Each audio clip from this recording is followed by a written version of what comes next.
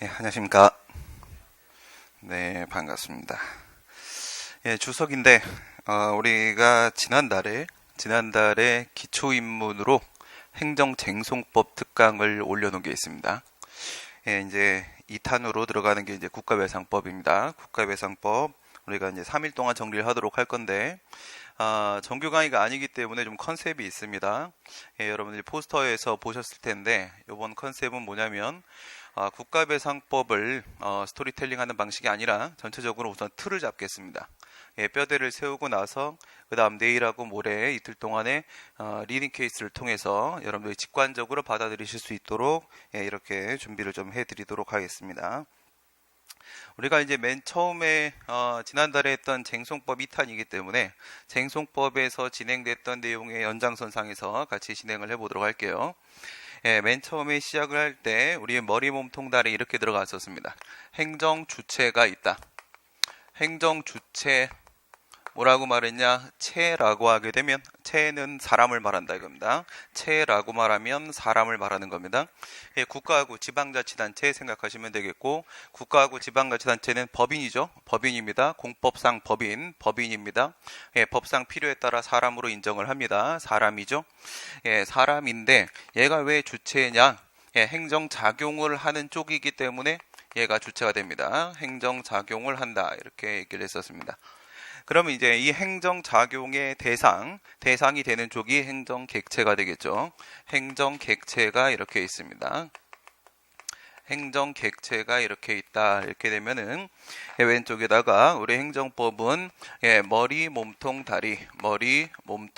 다리 이렇게 세 개로 구분이 되어 있습니다. 우리가 이제 오늘부터 공부하려고 하는 것은 이제 다리 부분입니다. 다리 부분. 그래서 우리가 행정법은 무엇인가라고 정의를 하게 되면 행정의 조직과 작용과 구제에 관한 국내 공법, 이것이 바로 행정법이다 이렇게 얘기를 하죠. 행정에 관한 국내 공법인데 그런데 조직과 작용과 구제에 관한 법이다 이겁니다. 조직과 작용과 구제에 관한 법이 바로 행정법이다. 정리하게 되면 행정에 관한 뭐라고요? 조직과 작용과 구제에 관한 국내 공법, 이것이 바로 행정법이 됩니다. 맨 위에서 이제 우리가 다루게 되는 게 바로 행정조직법입니다. 여기서 배우는 내용이 이제 행정조직법이 되고, 이건 이제 강론 파트입니다. 이건 강론 파트가 되고, 중간에서 배우는 내용이 바로 이제 행정작용법이 된다고 했죠. 행정작용법이 된다. 그 다음 이제 맨 밑에서 배우는 내용이 바로 행정구제법이 됩니다. 행정구제법이 된다. 행정구제법 이렇게 됩니다. 과연 행정주체는 어떻게 조직이 되어 있는가? 이와 관련돼서 배운 내용이 행정조직법입니다.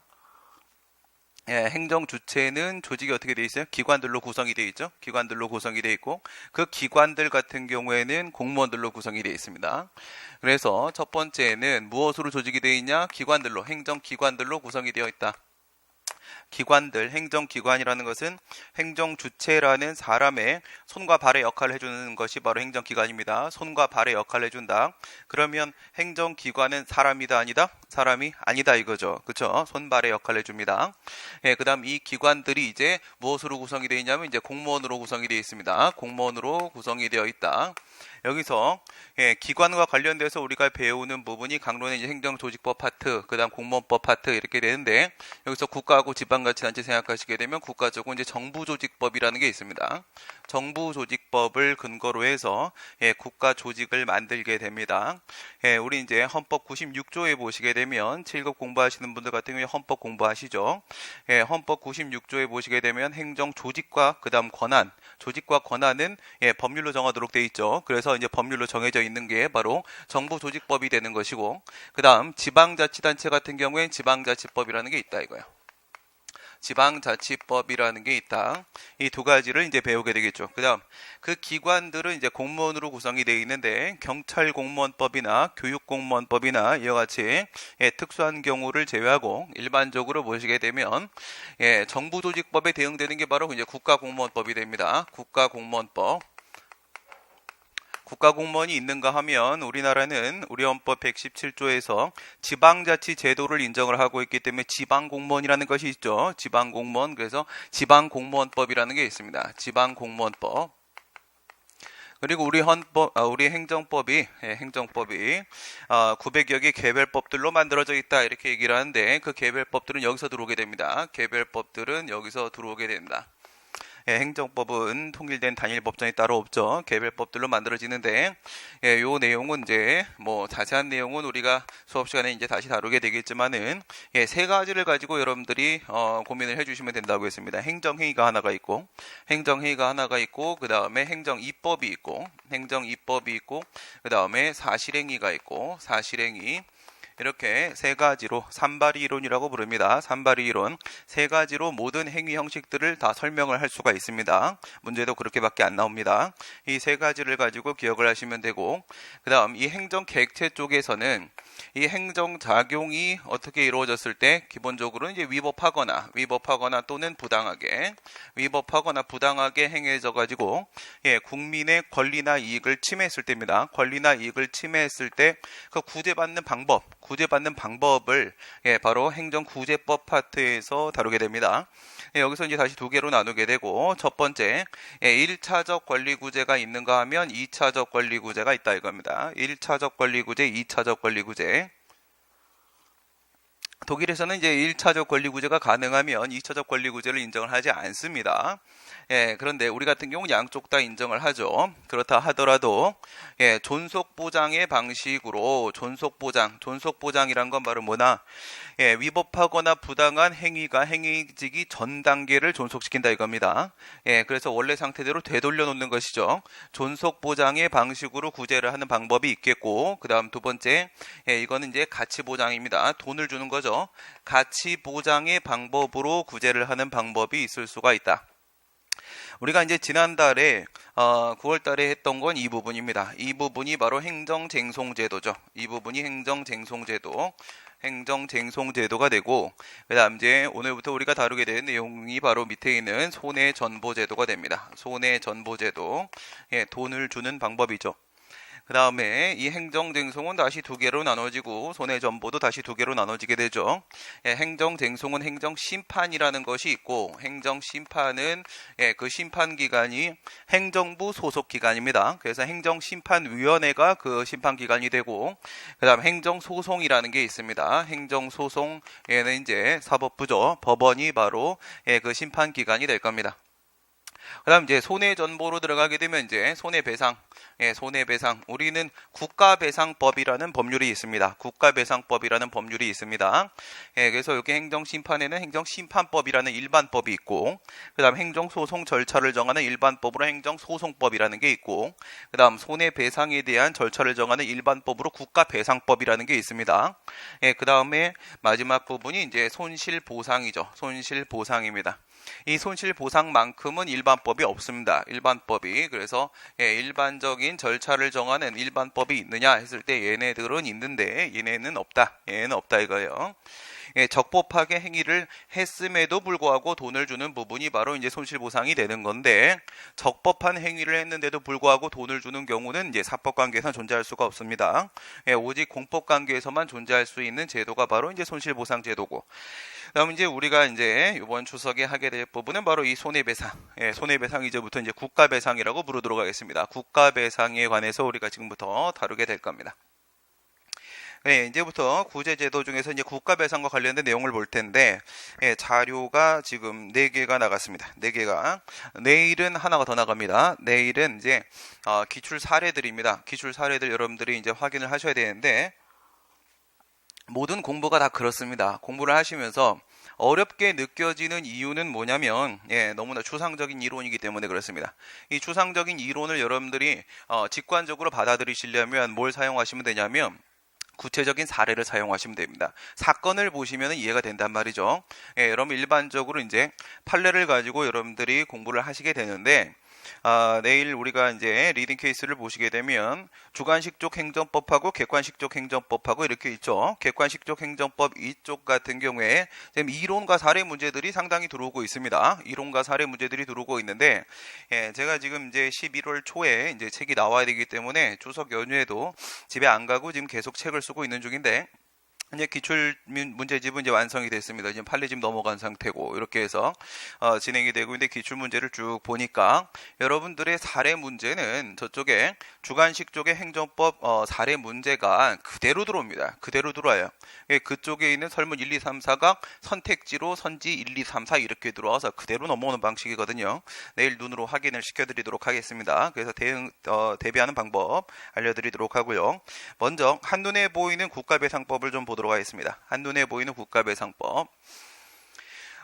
스토리텔링 방식으로는 해결이 될 수 있는 데는 한계가 있습니다. 여러분들이 전부 다 외우셔야 됩니다. 불가능합니다. 그렇게 할 문제가 아니라 여러분들이 시험장에 들어가시기 전에 먼저 고민은 다 끝내고 들어가셔야 되는 겁니다. 결론 다 맺어놓고 들어가셔갖고 가서는 확인만 하시는 과정입니다. 확인만 하시고 이게 맞다 틀리다 맞다 틀리다 확인만 하시는 과정이기 때문에 그렇게 하려면 속도를 여러분들이 내셔야 됩니다. 속도전이 필요하려면 전체적인 체계를 잡는 것이 무엇보다도 중요하다. 언제나 뼈대가 무엇보다 중요합니다. 우선 이 내용을 하나씩 설명을 드리기 전에 내용을 한번 보도록 하겠습니다. 법령자료 잠깐 보시고요. 법령자료 한눈에 보이는 행정법은 그대로 펴놓으시기 바랍니다. 그대로 펴놓으시고 법령자료 우리 손해배상과 관련된 법령 내용은 몇 개 없습니다. 이 정도면 충분한데 문제 비중으로 보게 되면 약 10%에서 20%까지는 손해배상 쪽에서 문제가 출제가 되고 있습니다. 보시면 먼저 항상 출발은 어디서부터 간다? 우리의 최고법은 헌법입니다. 대한민국 헌법부터 시작을 해보도록 하겠습니다. 헌법에 들어가시게 되면 이럴 수가요. 큰일 났군요. 23조는 손실보상인데 이걸 왜 집어넣었을까? 29조입니다. 29조인데 제가 옆에다 써놓도록 하겠습니다. 29조 내일 법령자료 다시 드리도록 할게요. 앞에 헌법 부분이 지금 미스가 좀 나 있는데 우리 헌법 제29조에 보시게 되면 29조 1항과 2항과 이렇게 나눠져 있습니다. 1항과 2항과 나눠져 있고 1항은 이제 본문이 있고 그 다음에 단서가 있고 이렇게 나눠져 있습니다. 본문이 있고 단서가 있고 이렇게 돼 있단 말이에요. 단서라는 건 뭘 말하는 거예요? 다만하고 이렇게 시작하는 부분을 보통 이제 우리가 단서 이렇게 얘기를 하지요. 그런데 이 본문에서는 이제 우리 국가배상법 2조에 있는 내용입니다. 직무행위. 공무원의 직무행위로 인한 손해배상에 대한 내용이 본문 부분에 들어오고 있고요. 그 다음 누가 잘못한 겁니까? 누가 잘못한 거예요? 국가나 지방자치단체 어떻게 구성되어 있다고요? 손발들로 구성이 되어 있다고요? 수많은 행정기관들로 구성이 되어 있어요. 근데 그 기관들 누가 구성하고 있다고요? 다시 공무원들이 구성을 하고 있다고요? 그럼 실제로 일을 하는 건 누구죠? 100만 공무원입니다. 그렇죠? 실제로 일하는 공무원입니다. 공무원이 불법행위를 한 겁니다. 공무원이 불법행위를 했는데 국가나 지방자치단체가 그에 따른 책임을 대신 지고 있다 이겁니다. 아직까지 우리나라 학설에 따르게 되면 대위책임설이라는 견해를 주로 따르고 있습니다. 대신 지고 있다 이겁니다. 대신 지고 있다. 그러면 공무원은 아무 책임을 지지 않겠는가라는 문제가 생길 수가 있겠죠. 그렇습니다. 공무원은 아무 책임을 지지 않겠는가. 그러면 책임 얘기 나왔으니까 책임 한번 볼까요? 책임, 법적 의무를 우리가 책임이라고 얘기를 합니다. 법적 의무를 책임이라고 하는데 이 책임에는 외부적인 책임이 존재할 수가 있고 그 다음에 내부적인 책임이 존재할 수가 있습니다. 그리고 외부적인 책임에는 어떤 것들이 있냐면 형사 책임이라는 게 있을 수가 있겠고요. 그 다음에 민사 책임이라는 게 있을 수 있습니다. 내부 책임이라고 하게 되면 이 형사 책임에 대응이 되는 게 바로 공무원들이 어떤 비위 행위를 하고 잘못을 하게 되면 징계 처분을 받게 되죠.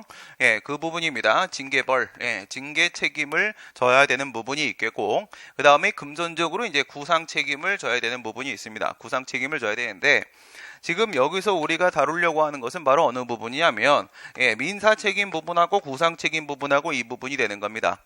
요건 이제 형사법에서 배우는 거니까 우리가 다루는 내용이 아니고 그 다음에 징계책임 이 부분 같은 경우에는 행정법 강론 파트입니다. 강론 파트, 총론과 강론으로 구성이 되어 있죠. 강론 파트에 가면 공무원법이 있다라고 했잖아요. 그렇죠? 공무원법 파트에서 배우는 게 이제 징계 부분입니다.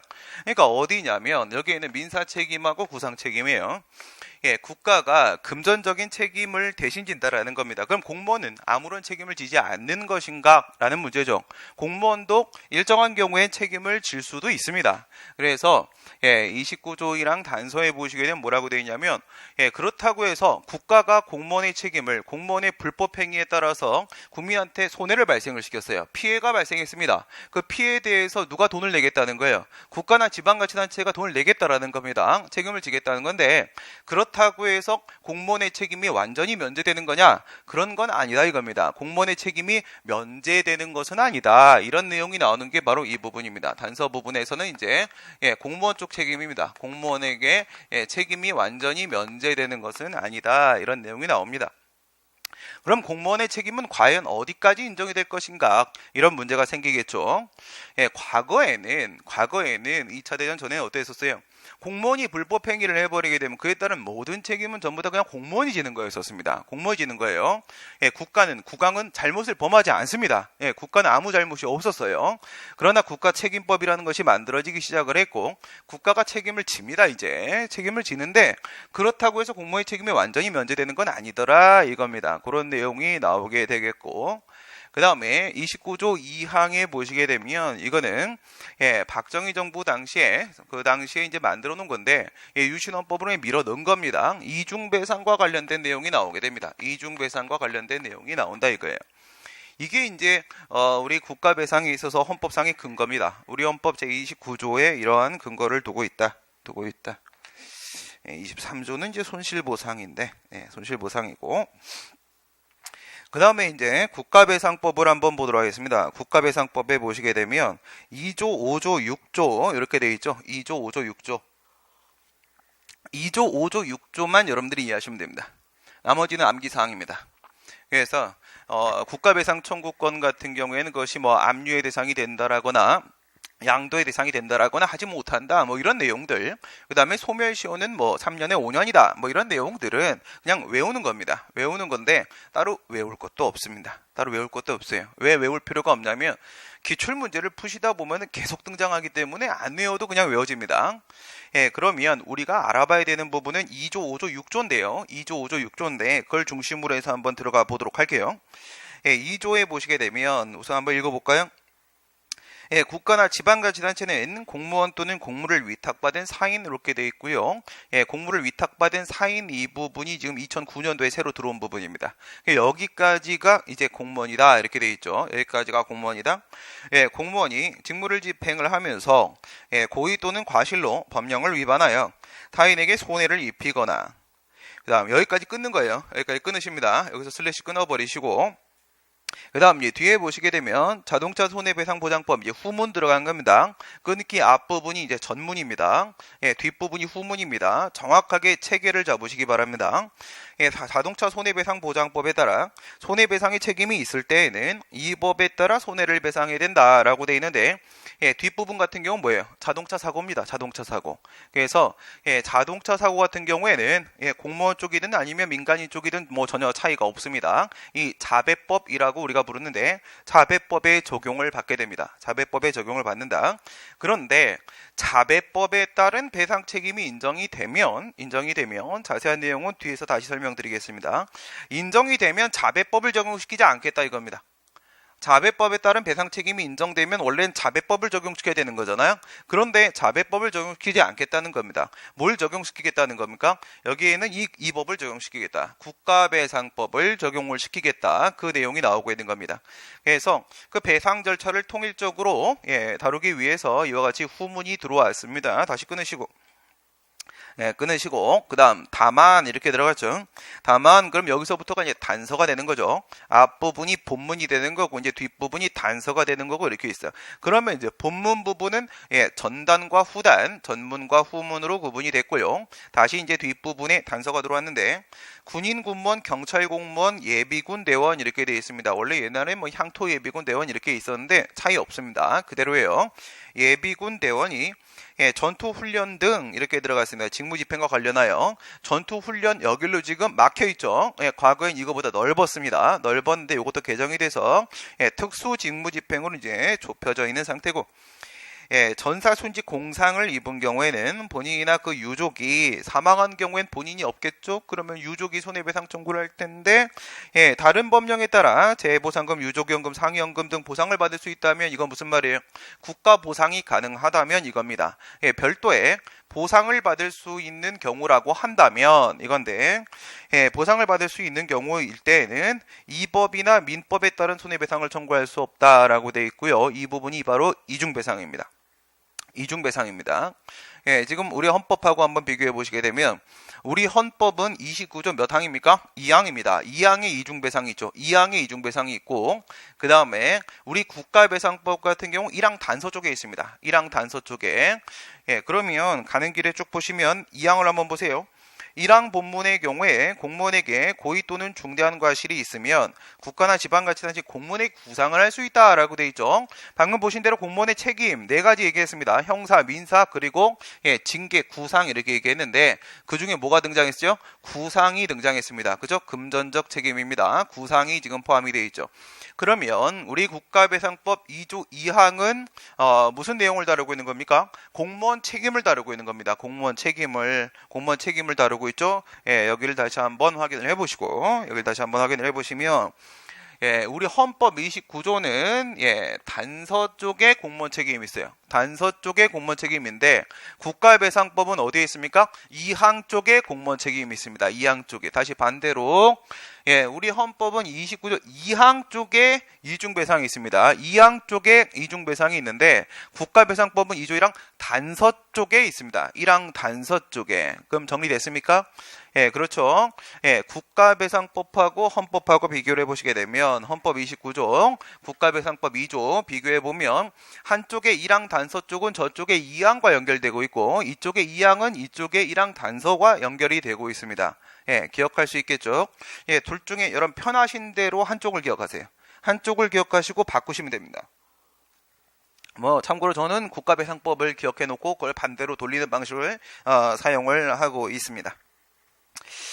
조금 더 자세한 내용은 뒤에서 다시 한번 가도록 하고 그 다음에 이제 5조 볼게요. 5조. 그러니까 국가배상의 내용은 2개가 있다 보시면 됩니다. 2조가 하나가 있고 5조가 하나가 있고 2개가 있습니다. 2조가 하나가 있고 5조가 하나가 있고 2개가 있습니다. 국가배상 상당히 어려운 부분으로 평가가 되고 있는데 3일 동안 제 수업을 듣고 나시면 정확하게 체계가 나올 겁니다. 공부 끝나고 나서 뭐였지? 라는 생각이 드시면 잘못된 거예요. 알겠죠? 정확한 기억이 나셔야 됩니다. 보시면 2조하고 5조하고 2개가 있습니다. 2조하고 5조. 2조는 여러분 이렇게 기억하세요. 공무원의 직무행위로 인한 손해배상입니다. 공무원의 직무행위로 인한 손해배상이 2조 쪽입니다. 그러면 5조 쪽은 뭐냐? 영조물의 설치관리로 인한 손해배상입니다. 영조물의 설치관리로 인한 손해배상. 항상 공부하실 때는요, 대꾸를 그대로 맞추시기 바랍니다. 대꾸를 그대로 맞춰갖고 여러분들이 리듬을 타주셔야 됩니다. 그래야 기억을 여러분들이 확대하실 수 있어요. 5조가 뭐라고? 영조물의 설치관리로 인한 손해배상 쪽입니다. 그러면 5조를 들어가기 전에 말입니다.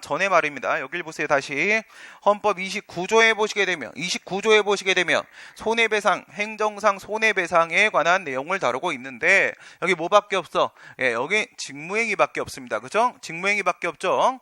그러면 29조에 의해서 구체화된 법률이 만들어진 건데 법률에 보니까 2조가 있고 5조가 있고 2개가 있더라 이거야. 2조가 있고 5조가 있고 2개가 있더라 이거야. 그럼 여기서 국가배상법 2조에 있는 공무원의 직무행위로 인한 손해배상은 헌법상 근거가 있다 없다? 있다는 거죠. 여기 있다는 거지. 그렇죠?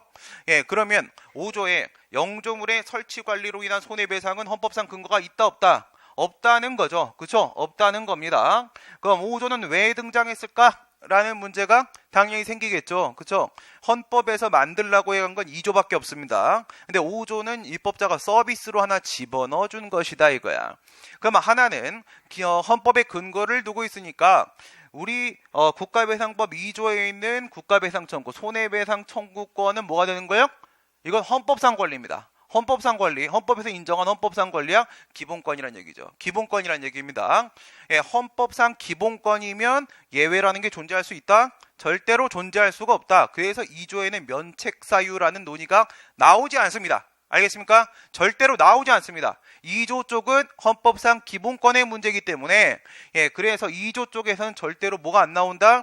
면책에 대한 문제. 면책은 뭐예요? 책임을 면제한다. 이게 바로 면책이죠. 책임을 국가나 지방자치단체가 이러이러한 경우에는 책임이 면제될 수 있다라는 내용은 절대로 나오지 않습니다.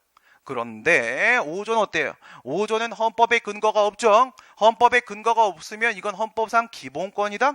아니다는 거지. 아니다라는 거야. 그냥 이거는 법률을 근거로 해서 인정되고 있는 권리일 뿐이다 이겁니다. 그런 거 우리가 법률적 권리 이렇게 얘기를 합니다. 법률적 권리에 지나지 않는다. 그러면 5조 쪽에는 뭐가 있을 수도 있습니까? 면책이라는 게 존재할 수도 있는 겁니다. 그러니까 여러분 시험 문제는 계속 5조 쪽에는 면책에 대한 질문이 들어오게 됩니다. 이유는 뭔데? 기본권이 아니니까. 오케이? 기본권이 아니기 때문에 기본권이 아니니까 단순히 법률적 권리이기 때문에 면책 사유에 대한 문제가 생길 수가 있다. 이게 언제나 논점이다. 이게 언제나 문제로 출제가 된다. 이겁니다. 아직 내용도 보지 않고 문제를 풀 수 있었습니다. 그럼 5조를 한번 볼게요. 5조를 보겠습니다. 도로 하천 그 밖에 공공의 영조물의 설치나 관리에 하자가 있기 때문에 타인에게 손해를 발생하게 하였을 때는 국가나 지방자치단체는 그 손해를 배상하여야 한다.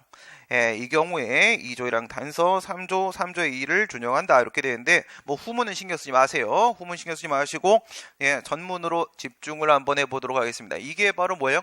영조물의 설치 관리로 인한 손해배상 부분입니다. 영조물의 설치 관리로 인한 손해배상 부분이다. 이거예요. 좋아요. 여기까지입니다. 우선 툴 잡았죠? 국가배상엔 종류가 2개야. 그쵸? 공무원의 직무행위로 인한 손해배상, 영조물 설치관리로 인한 손해배상 2가지가 존재를 하고 있습니다. 그 다음에 6조 가볼게요. 2조, 5조, 6조 잡아내면 국가배상은 사실상 끝난 겁니다. 나머지는 그냥 외우면 끝나는 거예요. 그래서 법령에서 다시 6조를 가시게 되면 법령자료 6조입니다. 2조, 3조, 5조 이렇게 되는데 3조는 우선 신경 쓰지 마세요. 2조, 5조에 따라 국가나 지방자치단체의 손해를 배상할 책임이 있는 경우에 무슨 말이에요? 이 실태법상의 요건이 갖춰졌을 때죠. 배상 책임이 성립이 됐다. 이때 공무원의 선임 감독 또는 영조물 설치 관리를 맡은 자와 이 표현 때문에 여러분들 자꾸 헷갈려 하시는데 이 표현 때문에 자꾸 헷갈려 하시는데요. 냉정하게 말씀드릴게. 여러분들이 크게 잘못한 건 없습니다. 자료들 없으시면 뒤에 있으실 겁니다. 뒤에 없습니까? 뒤에 있을 겁니다. 이 부분에 대해서 시중에 지금 제가 책을 보고 그 다음에 좀 제가 좀 심각한 트리플 A이기 때문에 모니터링 이런 걸 좀 심각하게 한 스타일인데 그래서 뭐 다 들어보고 했는데 이 부분을 분명히 문제가 있습니다. 여러분 기출문제 오답 아니었습니다. 정확하게 출제가 됐어요. 근데 이걸 거꾸로 가르치고 거꾸로 되어 있는 책들이 많이 있습니다. 지금부터 제가 드리는 말씀 그대로 가세요. 그대로 판례도 정확하게 지금 제가 말씀드리는 대로 나온 판례가 따로 있습니다. 무슨 말씀이냐면 지금 여기서 공무원의 선임 감독 또는 영조물 설치 관리를 맡은 자 있죠? 맡은 자, 이 부분, 이 표현을 기억하지 마세요. 앞에 공무원 이렇게 돼 있으면 2조와 관련된 거 아니까, 그 다음에 뒷부분에 영조물 그러면 5조와 관련된 거 아니까 라는 잘못된 판단을 내리는 경우가 있는데 그런 문제가 아닙니다. 그런 문제가 아닙니다. 그러니까 5조 쪽이라고 할지라도 이 영조물을 관리 담당하고 있는 공무원 당연히 있는 겁니다. 그쵸? 도로나 하천이나 이러한 공공시설들이 있을 때 그 공공시설 관리하고 있는 공무원이 없는 곳은 없습니다. 당연히 5조에도 뭐가 포함돼요? 공무원의 문제가 포함되는 겁니다. 공무원의 문제가 포함이 되는 겁니다. 표현으로 기억하지 마시고 이건 뭐냐면 사무기속주체입니다. 알겠습니까? 사무기속주체입니다. 이 앞부분에서 한 말은 사무기속주체입니다. 사무기속주체입니다. 사무가 귀속되는 주체가 누구냐라는 문제예요. 그러면 제가 처음에 바로 시작하면서 뭐라 말씀드렸어요? 채자 들어가면 뭐라고? 채자 들어가면 사람이라고요. 알겠습니까? 채자 들어가면 사람이라고요. 그러면 손해배상 청구를 하면 내가 기관한테 손해배상 청구를 하는 겁니까? 사람한테 손해배상 청구를 하는 겁니까? 사람한테 손해배상 청구를 하는 거죠. 그렇습니다. 우리가 행정소송을, 항고소송을 제기를 하게 되면 상대방 쪽이 동작구청장 사람입니까? 사람 아니죠. 그냥 행정기관입니다. 그쵸? 손발일 뿐이야. 그냥 기관과 싸우게 되겠지만은 그런 걸 뭐라 부른다고? 행위소송이라 부른다고요. 행위를 다툰다. 따라서 행위소송이라 부른다고. 그러니까 상대방 피고가 누가 되는 거예요? 행위 주체인 행정청이 되는 겁니다. 행위 주체인. 그러면 이 손해배상 청구는 이거 행위소송입니까? 행위 제거해 달라는 겁니까? 아닙니다. 이거 돈 달라는 겁니다. 그쵸? 돈 달라는 겁니다. 자신의 권리, 청구권을 행사하고 있는 거예요. 권리 소송입니다. 권리 소송이에요. 권리 소송이면 상대방 당사자도 누가 돼야 돼? 피고도 누가 돼야 되는 거예요? 권리 주체가 되는 겁니다. 권리 주체가. 오케이. 행위 소송이면 행위 주체가 되는 것이고 권리 소송이면 권리 주체가 되는 겁니다. 그러면 권리 주체가 바로 뭐예요? 사람이죠. 그렇죠? 권리 능력을 가지고 있는 권리 의무 기속 주체 사람이 되어야 한다. 이거 뭐라고요? 사무 기속 주체라고요. 사무 기속 주체라고요. 체자 들어갔으니까 사람이죠. 권리 주체입니다. 사무가 귀속된다라는 게 무슨 말입니까? 사무가 귀속된다. 여러분들이 법이 어려운 이유는 법률 용어 때문에 그런 거야. 용어 때문에 그런 건데 용어 하나도 어려운 거 없습니다. 하나도 어려운 거 없어요. 그냥 풀어보면 다 아는 얘기예요. 알겠습니까? 그러면 사무가 귀속된다라는 얘기는 그 사무를 행하겠죠. 사무를 수행해서 뭐가 귀속된다는 거야? 내가 이 사무를 수행하면 그에 따른 유익을 얻을 수도 있고 사무를 잘못 수행을 하게 되면 그에 따른 책임을 져야 될 수도 있는 겁니다. 책임은 뭐라고 했어요? 책임은 법적 의무라고 했잖아요. 그렇죠? 의무예요. 유익을 얻는다는 것은 나에게 권리가 인정된다는 말인 겁니다. 무슨 말이야? 사무를 수행함으로써 권리와 의무가 귀속되는 주체가 사무 귀속 주체라고요. 그래서 그냥 권리 의무 귀속 주체, 사무 귀속 주체 같이 표현합니다. 그러면 이건 사무 귀속 주체란 말이야. 사무 귀속 주체 뭐가 귀속된다고? 사무를 수행해서 권리나 의무가 귀속된다고. 그게 바로 사무 귀속 주체라. 그 다음 뒤에 보시게 되면 공무원의 봉급 급여 그 밖에 비용 또는 영조물 설치 관리 비용을 부담하는 자가 여기도 마찬가지입니다. 공무원 영조물 신경 쓰지 마세요. 공무원 영조물 시간 지나면 그냥 음미됩니다. 시간 지나면 음미돼요. 그때 되면 제가 다시 한번 또 짚어드리도록 할 겁니다. 그러면 뒤쪽은 뭐냐면 비용 부담자입니다. 앞에는 사무기속 주체고 뒤에는 비용 부담자고 이렇게 되는 거예요. 뒤에는 비용 부담자고 이렇게 되는 겁니다. 그러면 정상적인 상황에서는 어떻게 되는 거냐? 정상적인 상황에서는 공부가 좀 되신 분들은 항고 소송에서 우리가 배웠던 피고 쪽, 피고 적격 쪽을 한번 떠올려 보세요. 피고 적격 쪽을 떠올려 보시면 피고 적격자하고 정당한 피고는 원래 같은 주체여야 되는 겁니다. 같아야 되는 건데 어떤 경우가 있어요? 권한 없는 자가 행위를 할 때가 있죠. 권한 없는 자가 행위를 할 때 동작구 비국장이 처분을 했다.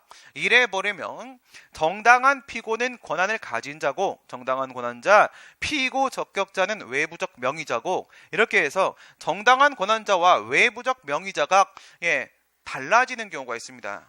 정당한 피고와 피고 적격자가 달라지는 경우가 있습니다. 이것도 마찬가지.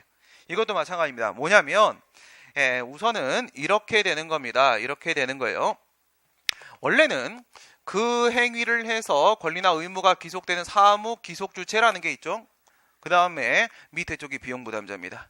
밑에 쪽이 비용부담자인데 어려울 거 하나도 없습니다.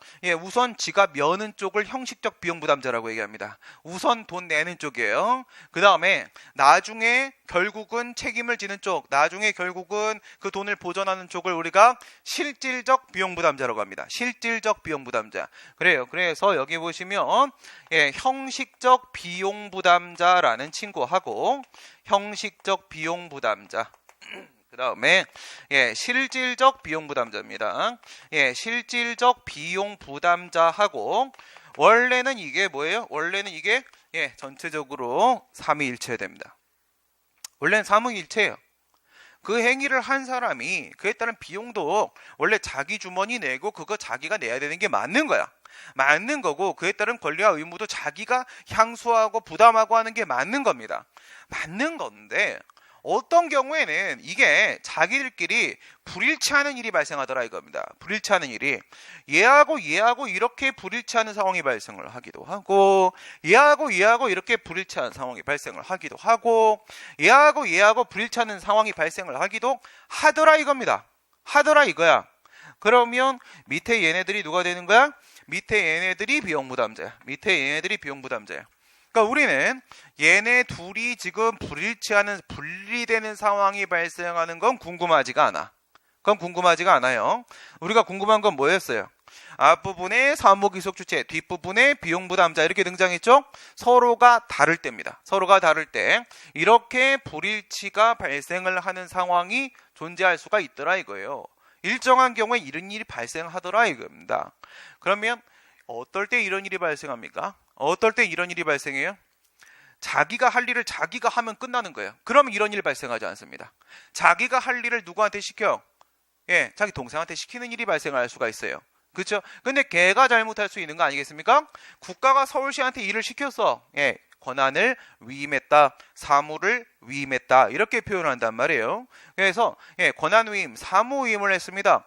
국가가 해야 될 일을 서울시가 하고 서울시가 해야 될 일을 거꾸로 형한테 맡길 때도 있어. 예, 국가가 하고 이런 경우들이 있어. 근데 그 일을 결국 맡은 애가 잘못을 해요. 그럴 때 이런 일이 발생을 하게 됩니다. 그럴 때 이런 일이 발생을 해요. 이런 일이 발생을 하는데 방금 우리 뭐 봤냐면 2조하고 5조를 봤어요. 2조하고 5조를 봤는데 2조에 보면 누가 책임을 진다고 돼 있어요. 국가나 지방자치단체는 배상 책임을 진다. 이렇게 돼 있어요. 5조도 국가나 지방자치단체는 배상 책임을 진다. 이렇게 돼 있습니다. 우선 2명밖에 없다는 거 먼저 기억해 놓으세요. 2명밖에 없는 상황입니다. 예, 그런데 거기에는 국가나 지방자치단체라는 배상 책임 주체는 얘입니다. 배상 책임 주체는 얘예요. 사무기속주체를 말하고 있는 겁니다. 정상적인 상황입니다. 그래서 2조나 5조에 있는 배상 책임 주체는 누구라고요? 사무기속주체라고. 오케이? 사무기속주체라고. 예, 그런데 만약에 위임을 했다. 그래서 이런 일이 발생했다. 그럼 실제로 얘가 일을 한 이런 상황이 발생할 수 있어. 그런 말이에요. 국가가 서울시한테 일을 시켰습니다. 그럼 원래 누구한테 손해배상 청구를 해야 돼요? 국가한테 해야 되는 겁니다. 아직 안 배웠지만 예, 국가한테 해야 되는 겁니다. 원래 자기 일, 예, 국가한테 손해배상 청구를 해야 되는 건데 국민의 입장에서는 자기는 누굴 받습니까? 대한민국을 받습니까? 서울시를 받습니까? 서울시를 만난 거예요. 서울시를. 그래서 서울시를 상대로 손해배상 청구를 했더니 피고가 잘못됐다. 그래서 각하시키면 되겠어요? 안 되겠죠. 그렇죠? 그러면 권한위임이 이렇게 한 번밖에 이루어지지 않고 끝나냐? 그게 아니라는 겁니다. 권한위임은 권한위임 1, 권한위임 2, 예, 재위임이라는 것도 있어요. 예, 넘겼다 여러 번 넘기기도 합니다. 그럼 결국 누가 배상 책임자야? 모르겠다 이거예요. 국민들은 법률 전문가가 아닙니다. 그거 어떻게 다 추적합니까? 알 수가 없더라 이겁니다. 그러면 어떻게 하라고? 예, 얘한테 손해배상 청구를 해도 되고 얘한테 해도 되고 얘한테 해도 되고 얘한테 해도 되고 상관없다 이겁니다. 상관없다. 아무한테나 해라. 돈 줄게. 그러면 지들끼리 내부적으로 결국 누가 책임져야 되는 문제도 있겠지. 그쵸? 그건 니들끼리 알아서 해라. 이거요. 니들끼리 알아서 해라.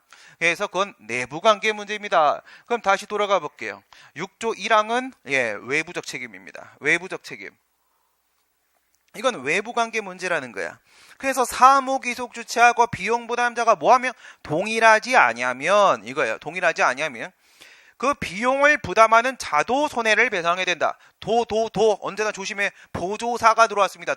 얘도 역시라는 뜻이죠. 얘도 역시. 그 말은 뭐야? 사무기속주체는 물론이거니와 이거죠. 앞에 2명이 등장했잖아. 사무기속주체가 1명 등장했고 비용부담자가 1명 등장했고 2명이 등장했죠. 아직은 뭔지 모르겠지만 어쨌든 2명이 등장한 건 봤어. 그런데 여기서 비용부담자 쪽도 예, 손해배상을 한다는 겁니다. 그러면 사무기속주체는 물론이다라는 뜻이죠. 물론이다. 그러니까 둘 다한테 손해배상 청구가 된다라는 얘기입니다. 된다라는 얘기예요. 이거 왜 이러는 거겠어요? 이런 거 왜 두는 거야? 누가 피고인지 알기가 힘들더라 이거야. 그래서 피고 선정의 부담을 경감해 주기 위해서 피해 국민들의 피고가 누군지 선정하는 부담을 줄여주기 위해서 경감시켜주기 위해서 필요한 부분이 바로 6조 1항. 이건 외부관계입니다. 외부적 책임은 이런 식으로 진다라는 거야. 외부적 관계. 그럼 내부적 관계 한번 보겠습니다. 6조 2항 가세요. 6조 2항 가니까 1항의 경우에 손해를 배상한 자는 그러면 2명이 있죠. 2명이 있는데 사무계속 주체가 있고 비용 부담자가 있고 그러면 그 피해 국민이 말이야 이 둘 중에 누구한테 손해배상 청구할지는 알 수 없는 일이죠. 알 수 없는 일인데 어쨌든 배상 청구를 받은 쪽은 배상을 하라는 겁니다. 받은 쪽은 배상을 했어요. 예, 그렇게 해서 배상을 한 쪽은 내부 관계에서 그 손해를 배상할 책임이 있는 자에게 구상할 수 있다. 진짜 돈 내야 되는 쪽이 누구냐 이겁니다. 진짜 돈 내야 되는 쪽. 이건 바로 뭐예요? 내부적 책임입니다. 내부적 책임. 위에는 뭐라고요? 외부적 책임자가 누구냐? 둘 다 된다고. 둘 다 된다고. 그럼 이 항은 뭡니까? 내부적 책임자는 누구냐? 이런 걸 우리가 최종적 배상 책임자, 종국적 배상 책임자 이렇게 불러요. 궁극적 배상 책임자입니다. 결국 진짜 책임을 질 자가 따로 있는 경우라고 한다면 그때는 내부 관계에서 구상할 수가 있다. 구상이 무슨 뜻이에요? 구상이라는 것은요, 누군가가 대신 변제를 해줬을 때, 진짜 책임이 있는 사람한테 그걸 보전해달라고 요구하는 거, 그런 걸 우리가 구상이라고 하게 됩니다. 구상. 이게 바로 뭐라고요? 내부적 배상 책임자. 내부관계 문제입니다. 내부적 배상 책임자. 내부관계 최종적 배상 책임자라고도 부른다 이거예요. 끝난 겁니다, 이게. 이게 국가배상의 전부예요. 이제부터 하나씩 들어가 봐야 되겠죠. 그죠? 예, 우선 법령을 통해서 우리 국가배상의 내용에는 어떤 것들이 있는지 봤는데 2조, 5조, 6조 이렇게 있었습니다. 2조, 5조, 6조. 2조는 뭐였어요? 2조는 공무원의 직무행위로 인한 손해배상입니다. 5조는 영조물의 설치관리로 인한 손해배상입니다. 6조를 우리가 배상책임자 선정이라고 합니다. 6조를 우리가 배상책임자 선정이라 부르는데 1항은 뭐가 돼요? 외부적 배상책임자를 선정하는 거고 그 다음 2항은 뭐가 되는 겁니까? 내부적 배상책임자를 선정하는 겁니다. 오케이, 됐습니다. 그럼 이 내용을 가지고 우리 한눈에 보이는 국가배상법으로 한번 가볼게요. 가보시면 6페이지 정도 되기 때문에 한눈에 잘 안 보입니다. 한번 봐야 돼요. 보시면 2조 1항 이렇게 있고 본문이 있는데 전단 후단. 전단 후단. 오케이. 전단 후단. 후단에 뭐 있었어요? 차량 운행. 자동차 사고가 있었죠. 그래서 전단 부분이 바로 공무원의 직무행위로 한 손해배상 중에서 보시면 차량 운행, 교집합, 인적 손해. 이게 후단 거거든. 이게 후단 거야. 이게 후단 거기 때문에 괄호에다가 뭘 제가 쳐놨어요? 여집합을 쳐놨죠. 여집합을 쳐놨습니다. 요거 빼고 나머지는 전부 다 전단 쪽. 오케이. 그 다음에 밑에 후단 가보시게 되면 후단은 차량 운행, 인적 손해, 교집합. 곱하기입니다. 이 상황이면 후단 쪽입니다. 자배 문제는 그래 많이 나오진 않았습니다. 많이 나오진 않아요. 한 10문제 선에서 막힙니다. 근데 이제 출제가 되면은 보통 많이 싫어합니다. 그런데 이렇게 정리하시면 끝난다는 거야. 우선 이유도 모르겠지만 차량 운행, 인적 손해 냐 아니냐, 기냐 아니냐를 가지고 나누시고 기면은 2조이랑 본문 후단, 아니면은 2조이랑 본문 전단 이렇게 나눠지겠습니다. 오케이, 됐습니다. 그 다음 넘어가세요. 이 3페이지 가보시게 되면 이제 어디로 가야 돼요? 방금 전에 본문이었지? 이제 단서입니다. 단서로 가보니까 이중배상에 대한 내용이 나오죠? 이중배상에 대한 내용이 나옵니다.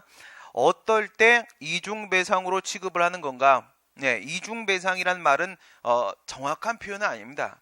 이거는 박정희가 만들어 놓은 표현인데요. 이건 이중배상이 아닙니다. 한 개는 보상이고 한 개는 배상입니다. 다른 얘기인데 그냥 이렇게 생각하시면 편합니다. 권리소멸 요건 사실이라고 생각하세요. 권리소멸 요건 사실. 본문에 있는 요건을 충족을 하게 되면 권리가 발생한다고요. 국가배상 청구권이 발생한다고, 성립된다고. 그 다음에 이 단서에 있는 요건에 해당을 해버리게 되면 앞에 건 적극적 요건, 이건 소극적 요건 이렇게 되기 때문에 이건 권리가 발생했던 권리가 소멸해버립니다. 국가배상 청구권이 소멸해버린다고. 그러면 그것을 청구할 수가 없게 됩니다. 단서 내용이 나오죠. 우선 됐습니다. 그 다음 4페이지 가시고. 4페이지로 가시게 되면 이제 2조 2항이 들어가게 됩니다. 2조 2항. 우리 이제 2조를 다시 한번 법령을 보시면 1항 본문의 경우에 왜 본문이죠? 단서는 아니니까 이거예요. 예, 단서에 따르게 되면 국가배상청구권이 소멸한다고 했잖아. 그죠? 인정이 안 되니까. 본문의 경우에 공무원에게 고의 또는 중대한 과실이 있으면 고의중과실 이렇게 부르시면 됩니다. 고의중과실이 있으면 국가나 지방자치단체는 그 공무원에게 구상할 수 있다. 이겁니다. 구상할 수 있다. 이게 무슨 말이냐면 예, 여러분 이렇게 보세요. 제가 국가입니다. 신민이라는 사람이 있죠. 국가라는 사람이 있습니다. 그러면 제 손발이 있지 않습니까? 예, 제 손이 사람을 때렸어요. 사람을 때려서 예, 민형사상, 민사상 내가 돈을 줘야 되는 상황이야. 돈을 줘야 되는 상황이면 제 손이 돈을 줍니까? 제가 돈을 줍니까?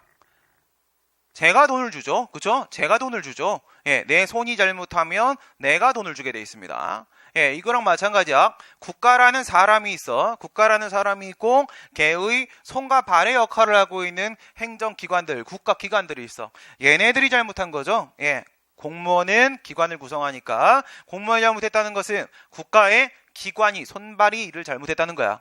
일을 잘못하면 누가 돈을 줘야 되는 거야? 국가가 돈을 줘야 되는 거죠. 국가가. 근데 여러분 가끔 이럴 때 있지 않습니까? 예, 이게 내 손인지 아닌지 내 손이라고 인정하고 싶지 않은 짓을 얘가 할 때가 있어요.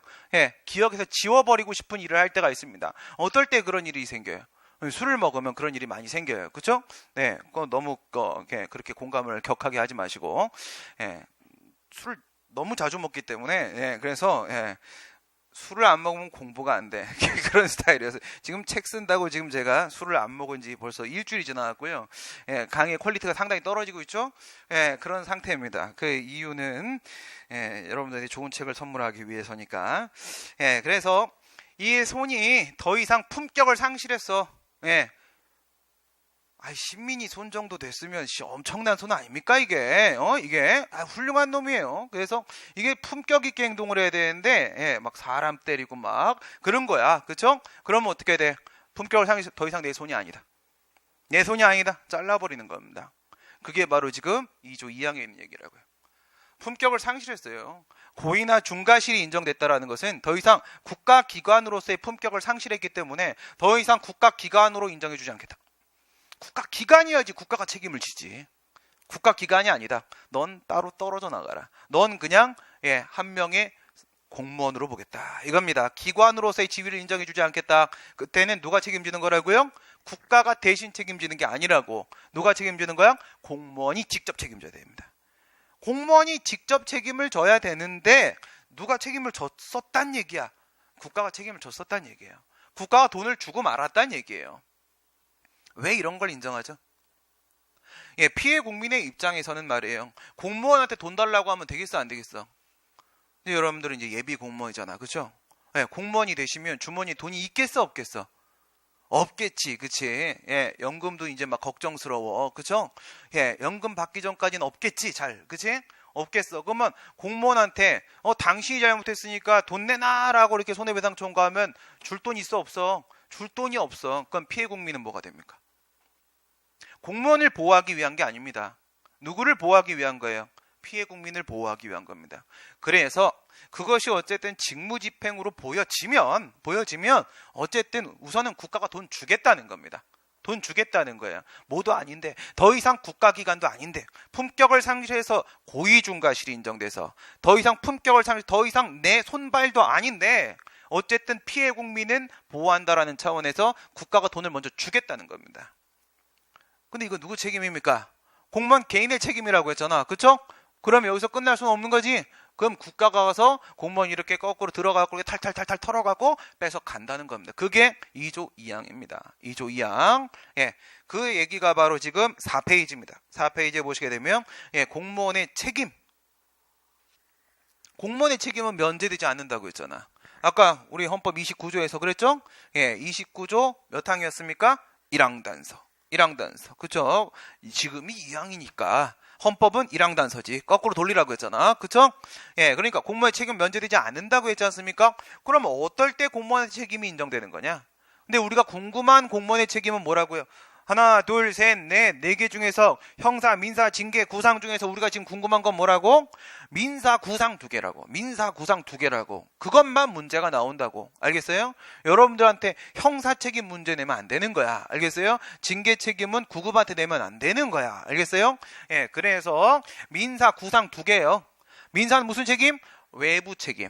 외부적 책임이라고 했지. 구상 무슨 책임? 내부 책임. 오케이? 내부 책임. 그러니까 여기에 있는 4페이지에는 공무원의 책임도 두 가지의 문제가 생길 수밖에 없는 거예요. 외부 책임, 내부 책임. 외부 책임, 내부 책임. 이렇게 두 가지가 생기는 겁니다. 위에 보시게 되면 구상 책임, 내부 책임입니다. 밑에 보시게 되면 민사 책임, 외부 책임입니다. 외부 책임. 그런 논의가 나오게 되고, 그렇죠? 그런데 거기 보시면 배상 책임의 성질, 배상 책임의 성질, 요거는 공통사항이에요. 공통사항. 알겠어요? 그러니까 왜 공무원이 잘못했는데 국가가 돈을 내?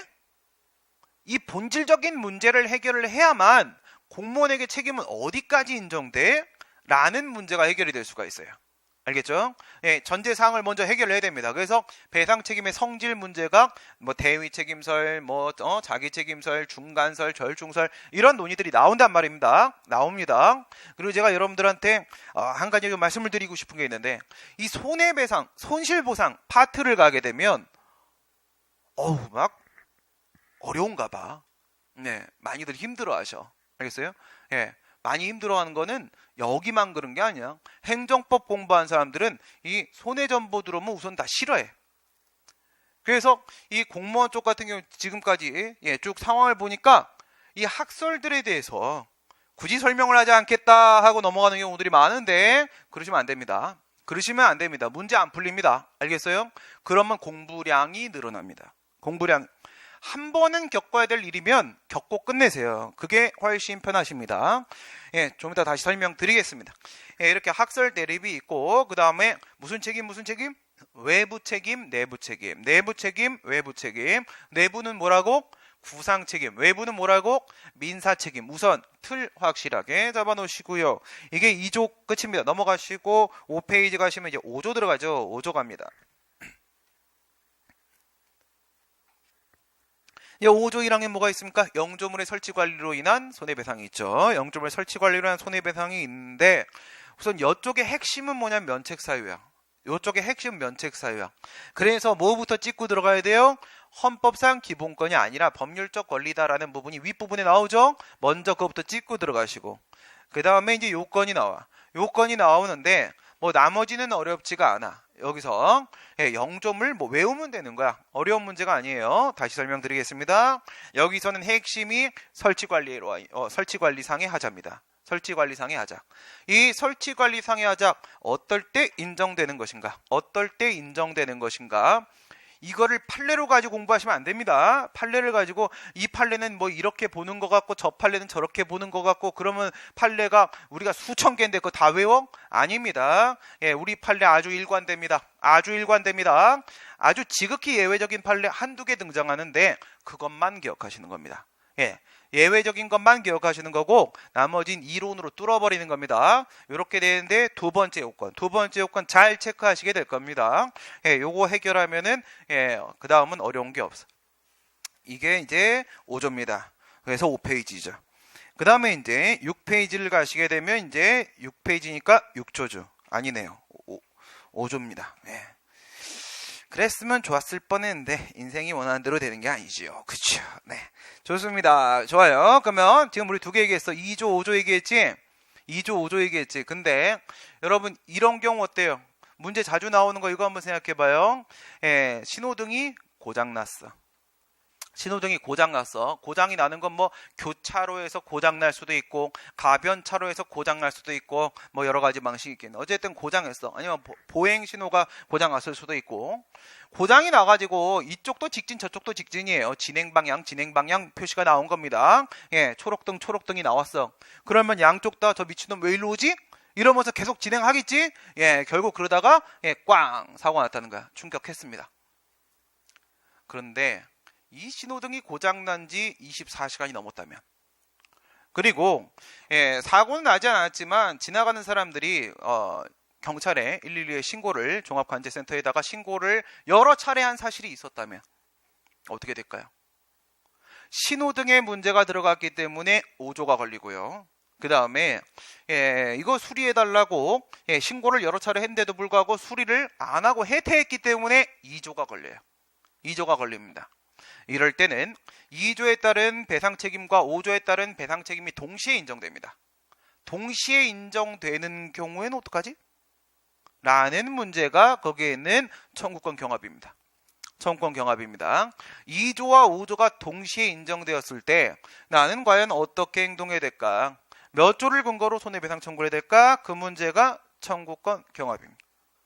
그 다음 이제 7페이지 갑니다. 7페이지 가시게 되면 이제 6조 얘기가 나오는 거예요. 6조 얘기. 어떤 문제가 있을 때 이렇게 누구하고 누구라고요? 사무기속주체하고 비용부담자. 정확하게 기억하세요. 누구하고 누구? 사무기속주체하고 비용부담자가 분리되는 동일하지 아니한 상황이 언제 발생하는 거라고? 사무위임이 있을 때. 권한위임이 있을 때라고 했죠. 권한위임의 종류는 거기에 있는 대로 3개밖에 없습니다. 3개밖에 없습니다. 이게 상황의 유형화를 시키면 이 3개로 끝난다는 거야. 오케이? 그래서 일반 사무라는 건 뭐가 아니란 얘기냐면 도로나 하천관리 사무가 아닌 나머지 모든 거 얘기하는 겁니다. 일반 사무 쪽에 권한위임의 종류가 2개가 있더라. 그 다음에 도로관리 등의 사무 쪽에 권한위임이 하나가 있더라. 그러면 결국은 거기 이제 표 보시면 어떻게 되어 있어요? 도로관리 사무 쪽에는 뭐가 없어? 단체위임이라는 게 없다는 거야. 단체위임이라는 게. 오케이? 실무적으로 단체위임을 거의 사용하지도 않습니다. 이론적으로 논의가 되고 있는 부분이긴 한데 문제는 출제될 수 있습니다. 그러면 이제 3가지 종류야. 3가지 종류 상황이 발생하면 둘이가 불일치한 상황이 발생하더라 이겁니다. 그 내용이 이제 배상 책임자 선정. 이때 외부 책임자가 1항입니다. 결론은 뭐였어요? 둘 다 아무한테나 선택적 청구죠. 그 다음에 이제 8페이지로 가시게 되면 그러면 둘 다 아무한테나 그랬을 때 A가 있고 B가 있어요. 원래 누가 책임져야 돼? 만약에 A가 책임져야 되는 상황이라면 A한테 손해배상 청구를 하면 끝나는 거지. 그러면 정상적으로 돈 내야 되는 사람한테 돈 달라고 한 거야. 그건 문제가 없어. 근데 문제는 뭐야? 둘 다 아무한테나 손해배상 청구가 된다고 했잖아. 그러니까 피해 국민이 잘 몰라서 B한테 손해배상 청구를 했다면 어떻게 될까? 했다면 B는 억울하지 않겠습니까? 그럼 B가 A한테 야 이거 원래 네가 줄 돈인데 내가 먼저 줬다. 내가 먼저 줬으니까 나한테 그 돈 보전하라 라고 구상권 행사를 하겠지. 그게 바로 내부 책임자 6조 2항에 대한 내용이 되는 겁니다. 6조 2항.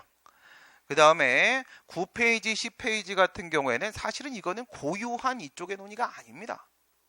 9페이지, 10페이지 같은 경우에는 9페이지가 선결 문제, 10페이지가 선결 관계에 대한 내용이 나오는데 이 선결 문제에 대한 문제는 여러분들 이제 행정상 손해배상에 옳지 않은 것은 이렇게 들어가면 이쪽이나 뒤쪽이 무조건 한 번은 등장을 해요. 한 번 등장하는데 이건 원래 어느 쪽 문제예요? 행정법 서설 파트에서 배우는 내용입니다. 이거 구성요건적 효력이라는 부분은 행정행위의 효력 부분에 나오는 얘기고 그 다음에 10페이지 맨 마지막에 있는 선결관계 이건 기판력입니다. 이건 판결의 효력 쪽에서 배우는 내용입니다. 이거는 행정소송 파트에서 배우는 내용인데 손해배상에 대한 질문이 들어오면 문제 항상 얘네 둘이 단골 메뉴야. 그래서 4개 또는 5개의 선지 중에서 하나 정도는 꼭 이 선결 문제, 선결 관계 둘 중에 하나가 밀고 들어옵니다. 밀고 들어오기 때문에 같이 체크를 해 놓으시면 됩니다. 그러면 지금 이게 무슨 내용인지 모르겠죠? 모르겠지만 뭐가 있는지는 알겠지, 손해배상에. 그쵸? 뭐가 있는지 알겠죠? 뭐뭐 있었어? 머릿속으로 이제 보지 말고 머릿속으로 해봅시다. 맨 앞에 뭐 있었지? 2조 1항 본문 전단. 2조랑 본문 전단. 그러니까 일반적인 공무원의 직무행위라는 손해배상이야. 오케이? 그 다음 뭐 있었어요?